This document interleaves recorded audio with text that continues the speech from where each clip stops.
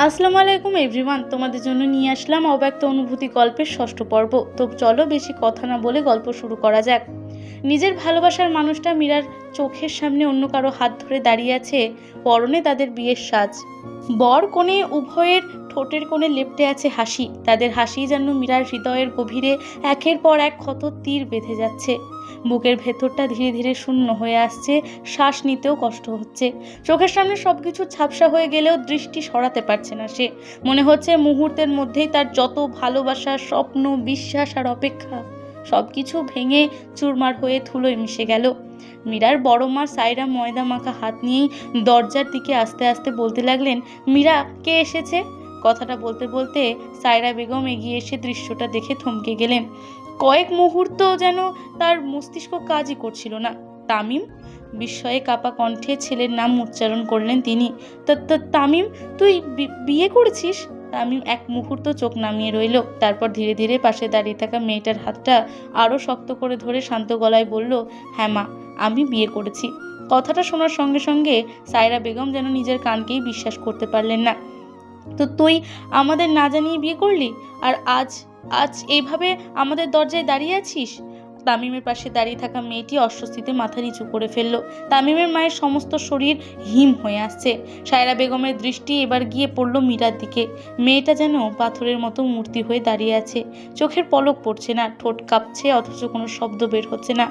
সায়রা বেগম কাপা গলায় বললেন, মীরা মা, আমাকে ধর, আমার প্রেশার ফল করছে। মীরা নিজের সমস্ত কষ্ট যন্ত্রণা ভুলে ছুটে এসে মাকে জড়িয়ে ধরে। বড় মা, তুমি ঠিক আছো? তুমি এমন করছো কেন? তামিম মায়ের অবস্থা দেখে ছুটে আসতে নিলে সায়রা বাধা দিয়ে বলে, একদম আমাকে টাচ করবি না। মা, তুমি এসব কি বলছো? মীরা কি করবে কিছু বুঝতে পারছে না। একদিকে নিজের জীবনের ধ্বংসের সামনে দাঁড়িয়ে আছে, অন্যদিকে ওর প্রিয় বড় মা। মীরার চোখের পানি মুছে জোরে চিৎকার করে বাড়ির সবাইকে ডাকতে থাকে। তামিমের বাবা বাড়িতেই ছিলেন। মীরা চিৎকার শুনে দৌড়ে এলেন নিচে। মীরা মা মীরা মা মীরার মা ফাইমাও এসে ড্রয়িং রুমে আসে। সায়রা মেঝেতে পাগলের মতো বসে থাকতে দেখে মিজানুর হায়দার দ্রুত এসে সহধর্মিণীকে ধরে। মীরা পাশেই বসে ওনার হাত পা ঘষে গরম করার চেষ্টা করছিল। মীরা, তোর বড় মায়ের কি হয়েছে? ও এমন করছে কেন? ফাইমা দ্রুত তেল এনে সায়রার হাতে পায়ে দিয়ে মালিশ করতে লাগলেন। আপা, কথা বলো, কি হয়েছে তোমার? একটু আগেও তো ঠিক ছিলে। মীরা কাঁদতে কাঁদতে সামনের দিকে ইশারা করলে মিজানুর হায়দার আর ফাইমা তামিমকে দেখে ভীষণ অবাক হয়ে যায়। মিজানুর হায়দার হতভম্ব দৃষ্টিতে তামিমের দিকে তাকিয়ে রইলেন। কয়েক সেকেন্ড যেন তার মুখ দিয়ে কোনো কথাই বেরোচ্ছিল না। তারপর কাঁপা কাঁপা কণ্ঠে বললেন, তামিম, তুই? তামিম নিচু স্বরে বলল, বাবা, আমি। মিজানুর হায়দারের চোখ এবার গেল তামিমের পাশের মেয়েটির দিকে। কোণের সাজে সেজে থাকা অপরিচিত মেয়েটিকে লজ্জায় মাথা নিচু করে দাঁড়িয়ে আছে। এসব কি? গলা ভারী হয়ে এলো তার। তামিম একবার গভীর শ্বাস নিয়ে বলল, বাবা, আমি বিয়ে করেছি। ও নাইশা, আমি ওকে ভালোবাসি, তাই বিয়ে করেছি। তামিম নাইশাকে ভালোবাসে শুনে মীরার যেন নিজের কানকে বিশ্বাস করতে পারছে না। ওর পুরো দুনিয়া উলট পালট হয়ে যাচ্ছে, কিন্তু কাউকে কিছু বলতে পারছে না। কথাটা শেষ হতেই যেন ঘরের বাতাস আরো ভারী হয়ে উঠল। কি বললি তুই? মিজানুর হায়দারের কণ্ঠ হঠাৎ করে কঠিন হয়ে গেল। বিয়ে করেছিস মানে?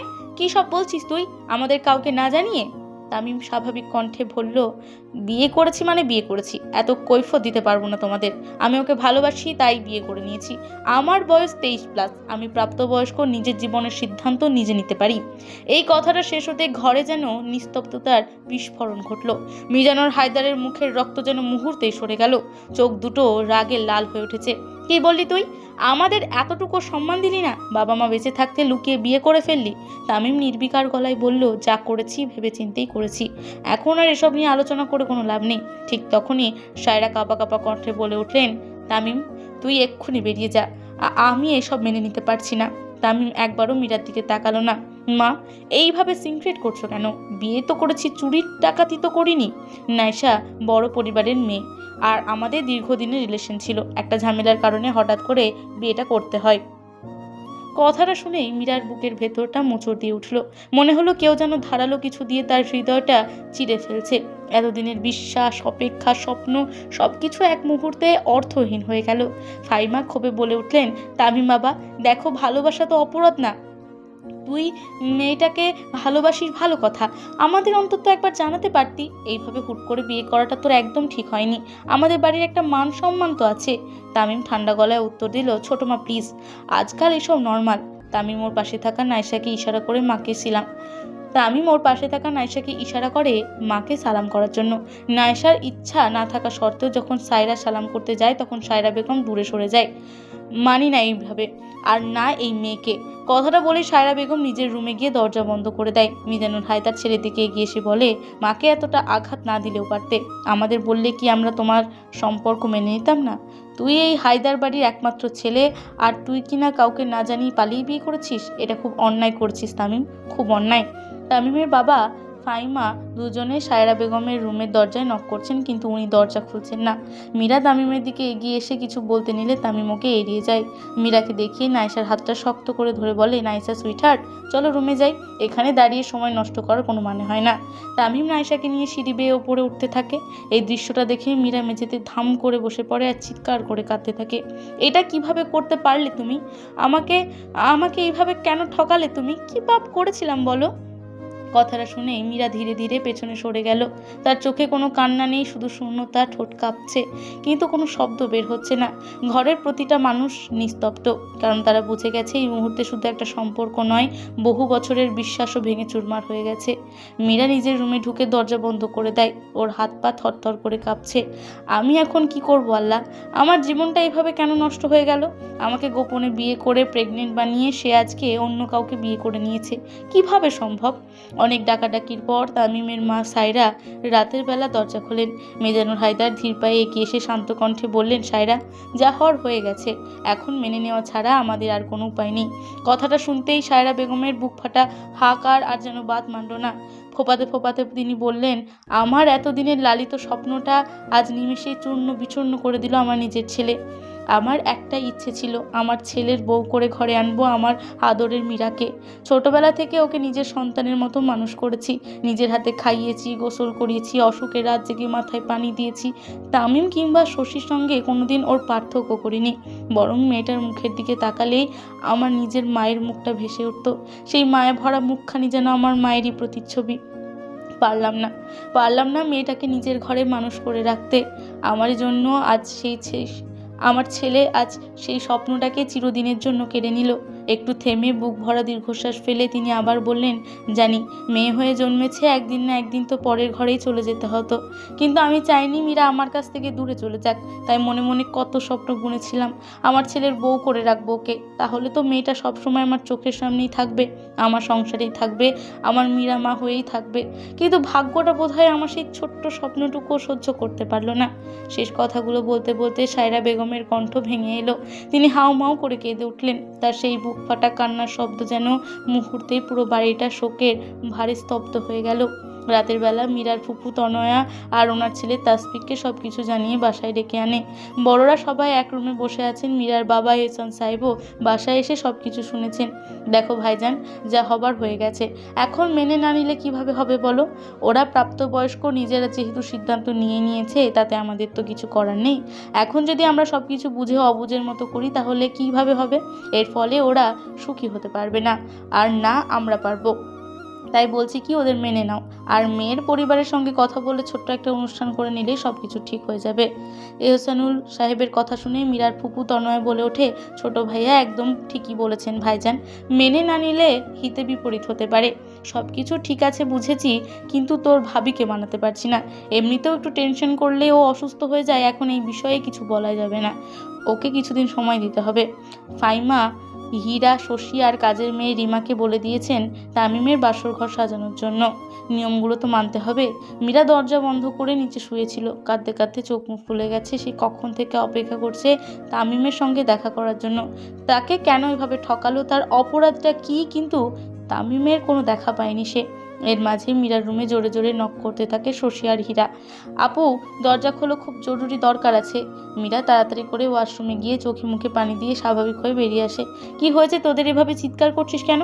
একটু কি শান্তি দিবি না? মরে যাচ্ছি আমি, আর সহ্য হচ্ছে না এসব। মীরার কথা শুনে হীরা আর শশী নিজেদের মুখ চাওয়াচুই করে বলে, আপু কি সব বলছো তুমি? কি হয়েছে তোমার? ওদের প্রশ্নে মীরা ভরকে যায়। ওদের প্রশ্নে মীরা ভড়কে যায়। তামিম ভেবে উল্টোপাল্টা বকবক করছে। কিছু না, কি হয়েছে সেটা বল। তামিম ভাইয়ার বাসর ঘর সাজাতে হবে, মা বলেছে আমরা 3 বোন মিলে সাজাতে, অন্য কেউ তো নেই তাই। তামিমের বাসর ঘর সাজানোর কথা শুনে মীরার কলিজাটা মুচড় দিয়ে ওঠে, চোখ টলমল করছে, কথা আটকে আসছে। তাও বলে, তোরা গিয়ে সাজা, আমার মুড নেই। প্লিজ চলো আপু, চলো না, মা বলেছে প্লিজ চলো। তোমার না অনেক শখ অন্যের বাসর ঘর সাজানোর, তাহলে আজকে সুযোগ পেয়েও কেন যাবে না বলো। মীরা মুচকি হাসে। এক জনমের শখ ছিল, কিন্তু সেই শখটা নিজের ভালোবাসার মানুষের জন্য সাজাবে সে কখনো ভাবেনি। সেই ঘরে তার জায়গায় তার ভালোবাসার মানুষটার সঙ্গে অন্য কেউ থাকবে। হীরা শশীর জোড়াজড়িতে সে বাধ্য হয়ে তামিমের রুমে মীরা যেতে বাধ্য হয়। হীরা শশীর জোড়াজড়িতে মীরা বাধ্য হয় তামিমের রুমে যেতে। রুমে ঢুকতেই মীরা ডুকরে কান্না আসে। শশী আর হীরা হালকা করে মিউজিক ছেড়ে গান শুনছে আর কাঁচা ফুল দিয়ে খাট সাজাচ্ছে। হঠাৎ করে রুমে আসে তামিম। মীরা আহত নয়নে তামিমের দিকে তাকিয়ে থাকে। তামিম শশী আর হীরাকে বলে, তোরা নিচে যা, ছোট মা ডাকছে আর ওর সঙ্গে আমার একটু কথা আছে।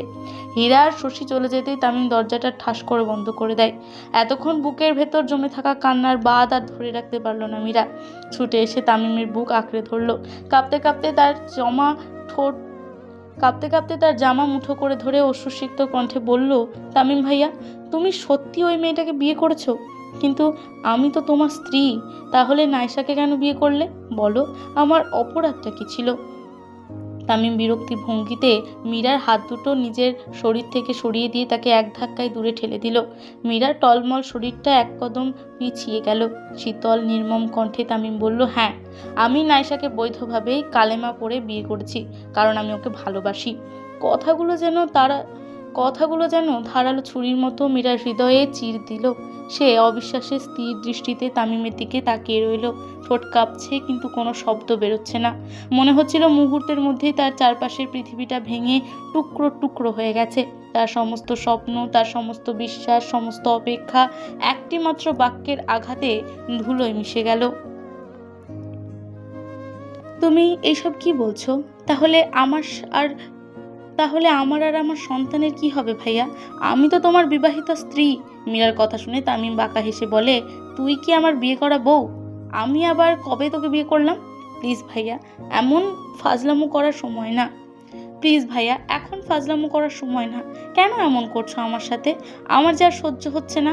শুধুমাত্র তোমার জন্য আমি কাউকে আজ পর্যন্ত কিছু জানাতে পারিনি বিয়ের কথা, আর তুমি আজকে অন্য কাউকে বিয়ে করে নিয়েছো। মীরা শোন, তুই খুবই বোকা একটা মেয়ে, সেই জন্য তোকে আমি আমার হাতের ইশারায় নাচাতে পেরেছি। তাহলে শোন আসল সত্যিটা,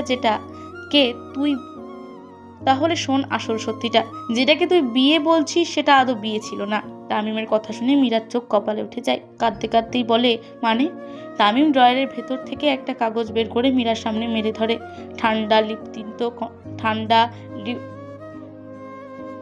ঠান্ডা নির্লিপ্ত কণ্ঠে বলল, 6 মাস আগে এই কাগজেই তো সিগনেচার করেছিলি, তাই না? এটাকে তো আমাদের বিবাহনামা বলে বিশ্বাস করেছিলি, রাইট? মীরা নিথর চোখে কাগজটার দিকে তাকিয়ে রইল। তার কাঁপতে থাকা ঠোঁট থেকে ক্ষীণস্বরে শুধু একটা শব্দ বেরিয়ে এলো, পরক্ষণেই তামিম নির্মম উদাসীনতায় কাগজ দুটি টুকরো করে মেঝেতে ছুঁড়ে ফেলল।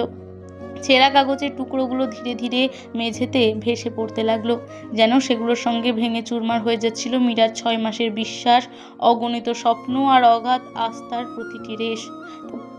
তামিম ঠোঁটের কোণে বিদ্রূপের রেখা টেনে ধীরস্বরে বলল, এটা কোনো আসল কাবিননামা ছিল না, ছিল নিছক একটা কাগজ। সেদিন যাকে কাজী ভেবে বসেছিলি সে আদৌ কোনো কাজই ছিল না, সে ছিল আমার ভাড়া করা লোক। আর আমাদের তথাকথিত বিয়ের যে 2 জন সাক্ষী ছিল তারাও ছিল আমারই ভাড়া করা মানুষ। সে এক মুহূর্ত থেমে মীরার দিকে গভীর অথচ শীতল দৃষ্টিতে তাকিয়ে আবার বলল, সব মিলিয়ে পুরো ঘটনাটাই ছিল সাজানো একটা প্রহসন। কোনো বৈধ বিয়ে হয়নি আমাদের। আর ভালোবাসা, আমি কোনোদিন তোকে ভালোবাসিনি, তোকে স্ত্রী হিসেবেও মানিনি কখনো। তামিমের প্রতিটা শব্দ যেন বিষমাখা তীর হয়ে মীরার হৃদয়ের গভীরে একের পর এক বিদ্ধ হতে লাগলো। মুহূর্তের মধ্যেই তার চারপাশের পৃথিবীটা যেন স্তব্ধ হয়ে গেল। নিঃশ্বাস নেওয়াটুকুও যেন অসহনীয় হয়ে উঠল। তার মনে হলো তামিম শুধু একটি কাগজ ছিঁড়ে ফেলেনি, এক নিমেষে ছিন্ন ভিন্ন করে দিয়েছে তার সমস্ত বিশ্বাস, ভালোবাসা আর ভবিষ্যৎকে। মীরার মাথার ভেতর যেন হঠাৎ করে সবকিছু ঘুরপাক খেতে শুরু করলো।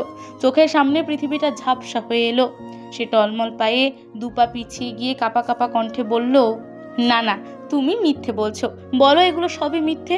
আমার উপর রাগ করে এমন নিষ্ঠুর কথা বলছো, তাই না? আমি তো আমাদের সন্তানটাকে নষ্ট করিনি বলেই আমাকে শাস্তি দিচ্ছ, তাই না? নাইশাকে বিয়ে করার মিথ্যে নাটক সাজিয়েছো শুধু আমাকে কষ্ট দেওয়ার জন্য। বলো, এটাই সত্যি, প্লিজ বলো। তামিমের চোখে মুখে কোনো দ্বিধা কিংবা অনুশোচনার ছায়া ছিল না। বরফ শীতল কণ্ঠে সে ধীরে ধীরে বলল, না, এটা কোনো নাটক নয়। নাইসাই আমার সত্যিকারের ভালোবাসা। আমি তাকে মন থেকে বিয়ে করেছি, আর এখন সেই আমার বৈধ স্ত্রী। আর তুই আজ থেকে আমার কেউ না। এমনকি তোর গর্ভে যে সন্তান রয়েছে তাকেও আমি আমার সন্তান বলে স্বীকার করি না। কথাগুলো যেন ধারালো ছুরির মতো, ফলার মতো একের পর এক এসে বিদ্ধ হতে লাগলো মীরার হৃদয়ে। মুহূর্তের মধ্যেই তার সমস্ত আশা, বিশ্বাস আর ভালোবাসার প্রাসাদ ভেঙে ধুলোয় মিশে গেল। মীরা কাপা হাতে নিজের পেটটা আগলে ধরে ফিসফিস করে বলল, তাহলে এতদিনের ভালোবাসাটা, এতগুলো স্বপ্ন, সবই অভিনয় ছিল? তামিম নির্বিকার দৃষ্টিতে তাকিয়ে রইল। যেটা শেষ হয়ে গেছে সেটা নিয়ে আর কথা বলতে চায় না। নিজের জীবন নিয়ে আমি এগিয়ে গেছি, তুইও এগিয়ে যা। মীরা তিক্ত হেসে মাথা নেড়ে বলল, এগিয়ে যেতে বলছো? যে মানুষটার জন্য নিজের সবকিছু বিসর্জন দিয়েছি, আজ সেই মানুষটাই আমার অস্তিত্ব অস্বীকার করছে। চোখ বেয়ে টপ টপ করে অশ্রু গড়িয়ে পড়তে লাগলো। কিছুক্ষণ নীরবে দাঁড়িয়ে থেকে সে গভীর নিঃশ্বাস নিল। মীরা হঠাৎ করে রাগে তামিমের গালে থাপ্পড় বসিয়ে দেয়। ওর শার্টের কলার চেপে ধরে বলে, জানোয়ার, আমার সঙ্গে এমনটা কেন করলে তুমি? আমি কি অপরাধ করেছিলাম বলো? নিজের থেকে বেশি তোমাকে ভালোবেসেছিলাম, নিজের সতীত্ব বিলিয়ে দিয়েছিলাম তোমার সন্তান আমার গর্ভে। কেন এমন করলে? তামিম তৎক্ষণাৎই ক্ষোভে মীরার হাত ঝটকা মেরে সরিয়ে দেয়। চিৎকার করিস না, আমার সামনে কখনো উচ্চ স্বরে কথা বলবি না। তোর কোনো অপরাধ ছিল না মীরা, তুই শুধু আমার এক ক্ষণিকের মোহ ছিলি, এর বেশি কিছু নয়। তোকে আমি কোনোদিনও সত্যিকারের ভালোবাসিনি। মনে আছে, তুই যখন ইন্টারমিডিয়েটে পড়তিস তখন আমার বন্ধু ইয়াসিন তোকে প্রেমের প্রস্তাব দিয়েছিল, তুই ওকে সবার সামনে চড় মেরে ফিরিয়ে দিয়েছিলি। সেই অপমানটা ও ভুলতে পারেনি। তখনও ও আমার সঙ্গে বাজি ধরেছিল, আমি যদি তোকে আমার প্রেমের অভিনয় বিশ্বাস করাতে পারি তাহলে ও নিজের পরাজয় মেনে নেবে। আর আমি সেই বাজি জিততেই তোকে ব্যবহার করেছি। মিথ্যে ভালোবাসার মোহজালে আটকে ফেলেছিলাম তোকে। তোর সরল বিশ্বাস, নিঃস্বার্থ অনুভূতি, সব কিছুকেই নিজের স্বার্থে কাজে লাগিয়েছি। আমার প্রতিটা হাসি, প্রতিটি প্রতিশ্রুতি, প্রতিটি ভালোবাসার কথা ছিল নিখুঁত অভিনয়। আর তুই সেই অভিনয়কে বাস্তব ভেবে নিজের পুরো পৃথিবী আমার হাতে তুলে দিয়েছিলি। মীরা নিজের কানকে বিশ্বাস করাতে পারছে না। ছি, তুমি এতটা নীচ আমার জানা ছিল না। আমি তো তোমার চাচাতো বোন ছিলাম, আমার সঙ্গে কেন করলে? আমি তোমাকে ছাড়া বাঁচতে পারবো না তামিম ভাইয়া। আমার অনাগত সন্তানের কি হবে? কার পরিচয়ে পৃথিবীতে আসবে? তামিম স্বাভাবিকভাবেই জবাব দিল, মরে যা, তাতে আমার কি? আমি তোকে কোনোদিনও ভালোবাসিনি, আর না বাসবো। জাস্ট রিভেঞ্জ নিতে তোকে ব্যবহার করেছি। আর না ওই সন্তানকে মানি, ওটা জর্জ সন্তান। বিয়ে ছাড়া অবৈধ সম্পর্কের ফলে এই সন্তান তোর গর্ভে এসেছে। মুহূর্তেই চারপাশটা ঝাপসা হয়ে গেল তার চোখে। বুকের ভেতরটা অসহনীয় যন্ত্রণায় মোচড় দিয়ে উঠল। কাঁপতে কাঁপতে সে এক পা পিছিয়ে দেওয়ালের সঙ্গে ঠেস দিয়ে দাঁড়ালো। শুনে রাখ, তুই মরে গেলে আমার কিচ্ছু যায় আসে না। এই অবৈধ সন্তানকে কেউ মেনে নেবে না। সমাজের মানুষ ছি ছি করবে। আর কি বলবে জানিস? হায়দার বাড়ির ছোট ছেলে এহসানুল হায়দারের আদরের বড় কন্যা তাসফিয়া হায়দার মীরা কার না কার সঙ্গে অবৈধ সম্পর্কে জড়িয়ে এই সন্তান জন্ম দিয়েছে। আমার তাতে কিছুই হবে না, কারণ কলঙ্ক ছেলেদের গায়ে না, মেয়েদেরই লাগে। এইবার চলে যা চোখের সামনে থেকে। আজ আমার জীবনের বিশেষ দিন। আমার ভালোবাসার মানুষকে আমি নিজের করে পেয়েছি, আর আমাদের বাসর রাত একে অন্যকে আপন করে পাওয়ার রাত। কথাগুলো শেষ হতেই যেন পৃথিবীর সমস্ত শব্দ এক নিমেষেই স্তব্ধ হয়ে গেল। মীরার মনে হলো বুকের ভেতরটা কেউ নিষ্ঠুর হাতে হৃদয়টা মুচড়ে ধরেছে। শ্বাস নিতে পর্যন্ত কষ্ট হচ্ছিল। চোখের কোণে জমে থাকা অশ্রু আর বাদ মানল না, টপ টপ করে গড়িয়ে পড়তে লাগলো গাল বেয়ে। কাঁপতে থাকা ঠোঁট দুটো কয়েকবার নড়ল, কিন্তু কোনো শব্দ বের হলো না। যে মানুষটাকে নিজের সমস্ত বিশ্বাস, ভালোবাসা আর ভবিষ্যৎ সঁপে দিয়েছিল, সেই মানুষটির মুখ থেকে আজ এমন নির্মম অপমান শুনতে হবে, এই কথা সে কখনো কল্পনাও করেনি। সামনে দাঁড়িয়ে থাকা মানুষটির চোখে আজ কোনো মায়া নেই, নেই এক ফোঁটা অনুতাপ। যেন মীরা নামের মানুষটির অস্তিত্বই তার কাছে মূল্যহীন। একসময় যে কণ্ঠে ভালোবাসার আশ্বাস ছিল, আজ সেই একই কণ্ঠ বিষের মতো প্রতিটি শব্দ ছুড়ে দিচ্ছে তার দিকে। মীরা নিঃশব্দে নিজের উদরের ওপর কাপা হাত রাখলো। বুক ভাঙা কান্না গলা পর্যন্ত এসে আটকে রইল। কিছুক্ষণ স্থির দৃষ্টিতে তাকিয়ে থেকে খুব ধীরে ভাঙা কণ্ঠে বলল, একদিন এই কথাগুলোর প্রতিধ্বনি তোমার জীবনে ফিরে আসবে। সেদিন হয়তো ক্ষমা চাইবার সুযোগ পাবে, কিন্তু ক্ষমা করার মতো মানুষটিকে আর খুঁজে পাবে না। আর এক মুহূর্ত সেখানে দাঁড়িয়ে থাকার শক্তি তার অবশিষ্ট ছিল না। ভাঙা হৃদয় আর অশ্রুসিক্ত চোখ নিয়ে সে ধীরে ধীরে ঘুরে দাঁড়ালো। প্রতিটি পদক্ষেপ যেন তার জীবনের এক একটি স্বপ্নের সমাধির দিকে এগিয়ে যাওয়ার মতো ভারী হয়ে উঠল। মীরা ছুটে নিজের রুমে চলে আসে। রুমে ঢুকতেই কিছুক্ষণ আগের সমস্ত ঘটনা ওর চোখের সামনে ভাসতে থাকে। বারবার প্রতিধ্বনি হতে থাকে, তোকে আমি ভালোবাসি না, এই বিয়েটা নকল ছিল আর এই সন্তানটা অবৈধ। এইসব ভাবতে ভাবতে মীরা জ্ঞান হারিয়ে নিচে পড়ে যায়। রাত 2:20 পর মীরা পিটপিট করে চোখ মেলে তাকায়। মাথাটা ভারী হয়ে আছে। নিজেকে রুমের মেঝেতে আবিষ্কার করে আশেপাশে কেউ নেই। মীরা আস্তে আস্তে উঠে দাঁড়ায়। তামিম ভাইয়া তো ঠিকই বলেছে, কলঙ্ক ছেলেদের গায়ে লাগে, মেয়েদেরই হয়। তামিম ভাইয়া তো ঠিকই বলেছে, কলঙ্ক ছেলেদের গায়ে লাগে না, মেয়েদেরই লাগে। আমি কোনোদিনই পারবো না বাবার অসম্মান দেখতে, পারবো না, কিছুতেই পারবো না। তার চাইতে মরে যাব। হ্যাঁ, মরে যাব, কেউ কিছু জানবে না। আর না। মীরা চোখের পানি মুছে রুম থেকে বেরিয়ে পড়ে সারা বাড়ি ঘুমিয়ে কাদা হয়ে আছে। কাপা কাপা পায়ে হেঁটে চলেছে করিডোরে দিয়ে। হঠাৎ করে ওর পা জোরে থেমে যায়। তামিমের রুমের সামনে যেতেই ভেতর থেকে দুজনের হাসির শব্দ ভেসে আসছে আর শারীরিক সুখের তৃপ্তিতে নানা অশ্লীল আওয়াজ। মীরা আর সহ্য করতে পারল না, কাঁদতে কাঁদতে ছাদে চলে যায়। ছাদের একেবারে কিনারায় এসে দাঁড়ায় সে। অতিরিক্ত কান্নার ফলে মীরার চোখ মুখ ফুলে গেছে। মীরা ওর পেটের ওপর হাত রেখে বলে, ছোট পাখি, মাম্মাকে মাফ করে দিও। মাম্মা তোমাকে বাঁচাতে পারলো না। তোমার মাম্মা খুব পচা, খুব। একজন ভুল মানুষকে বিশ্বাস করে পাগলের মতো ভালোবেসে আজ সব হারিয়ে বসে আছে, যার মরা ছাড়া আর কোনো রাস্তা নেই। আমার পাপের প্রতিফল তোমাকে পেতে হচ্ছে। তবে চিন্তা করো না, তুমি একা নও, তোমার মাম্মাও তোমার সঙ্গে চলে যাবে। আমরা দুজনেই ওই আকাশে একসঙ্গে থাকবো, কেমন? আত্মহত্যা কখনোই কোনো কিছুর সমাধান হতে পারে না। প্রতিটি সমস্যারই সমাধান আছে। তাই বেঁচে থাকুন, আশা হারাবেন না। সবাই রেসপন্স করবেন প্লিজ।